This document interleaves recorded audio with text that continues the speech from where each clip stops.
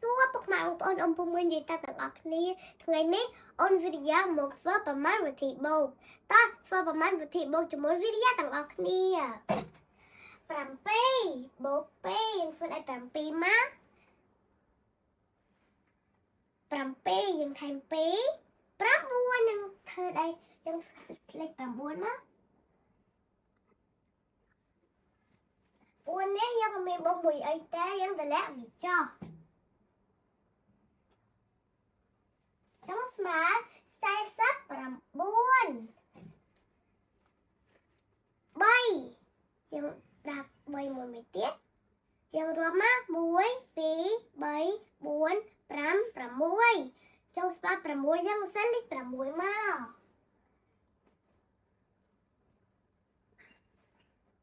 5នេះយើងមានបូកមួយអីទេយើងតម្លាក់វាចោះ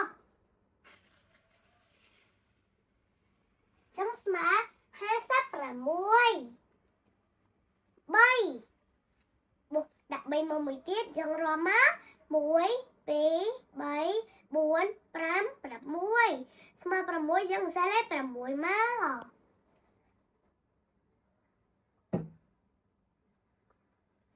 8នេះយើងអត់មានបូកមួយអីទេយើងតម្លាក់វាចោះចុងស្មើ36 4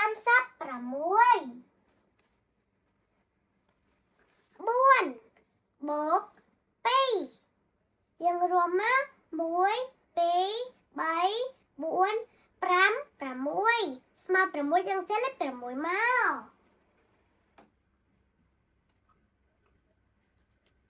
8នេះយើងមានបូកមួយអីទេយើងតម្លាក់វាចោះ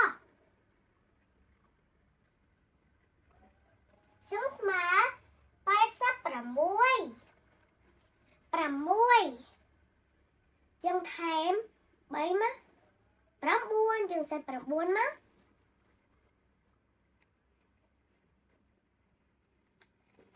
ះយើងមានបូកមួយអីទេយើងតម្លាក់វាចោះ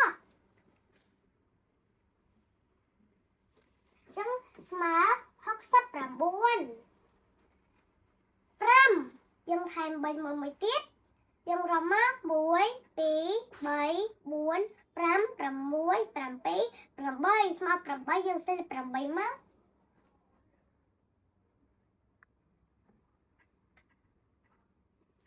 7នេះយើងមានបូកមួយអីទេយើងតម្លាក់វាចោះ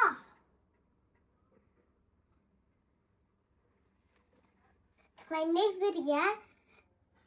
ធ្វើនេះម្ដងចុងសិនជម្រាបលាពុកម៉ែបងប្អូនអំពុំមាននិយាយតាទាំងអស់គ្នា